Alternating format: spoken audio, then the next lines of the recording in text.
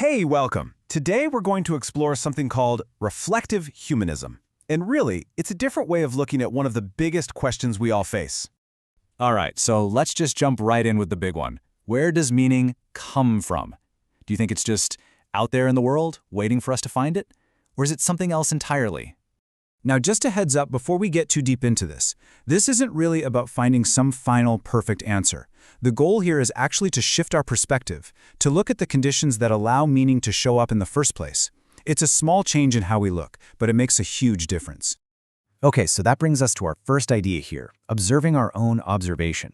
This is where we start to kind of peel back our own assumptions about how we see things. So most of the time, we kind of walk around with this default view, right? The world is this big object, and meaning is just scattered around in it. Our job is to go out and find it. But reflective humanism flips that on its head. It suggests a different view, that the very act of looking, our observation, isn't passive at all. It actually creates the conditions for meaning to exist. So we're not just finding it, we're literally part of making it happen. And this quote just nails it, doesn't it? Observing isn't like taking a photo of reality from a distance, it's an active process. The moment we start looking, we're already interacting with and changing the very thing we're looking at. So if observation is this active, creative thing, how does that actually work? How does it lead to meaning? Well, that brings us to what you could call the engine of meaning. So this framework lays out a pretty clear four-step process. It starts with observation. That act of observing creates something called spare capacity. And this spare capacity, it allows for something called interference to happen. And that interference is what finally generates meaning, what we experience as our world. I know, a couple of new terms there, so let's break them down. All right, so this first new term, spare capacity, is absolutely key. What is it? You can think of it like the amount of free space in your own mind's processing. It's like an internal buffer, some extra computational space that lets new connections and new ideas form. Without this space, we're just reacting to things. But with it, we can actually start to create. And that mental space, that spare capacity, is what makes interference possible. Now, when you hear interference, you probably think of something negative, like static on the radio. But that's not what it means here. In this context, interference is this incredible creative moment. It's where chance meets necessity. It's that point where, say, raw feeling and clear structure come together, and poof, a new pattern, a new idea, a new meaning can pop into existence. This quote is so interesting because it kind of flips our usual goal on its head. We tend to think that meaning comes when we've finally understood everything, when we've solved the puzzle.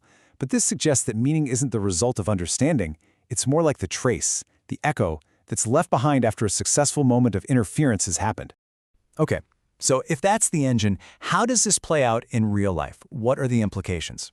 Well, that leads us right into our next section, maintaining the conditions.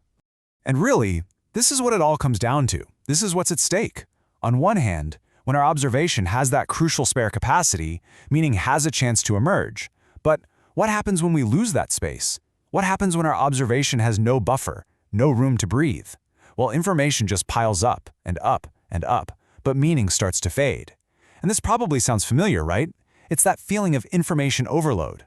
We're flooded with facts, but we feel less and less connected to any of it. So how do we protect that vital space? This is where the idea of contemplation comes in. But we have to redefine it a bit. This isn't about navel-gazing or just getting lost in your own thoughts. In this framework, contemplation is a practical skill. It's a technique for actively maintaining the conditions that make meaning possible in the first place. Things like creating a bit of distance, preserving that spare capacity, and finding some silence. To put it another way, you can think of contemplation as the act of preparing the soil.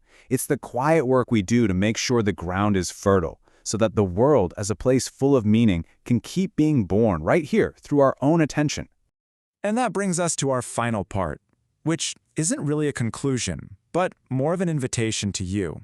It's simply an open question. So we've gone through this whole framework, but the point isn't to hand you a neat little box of answers.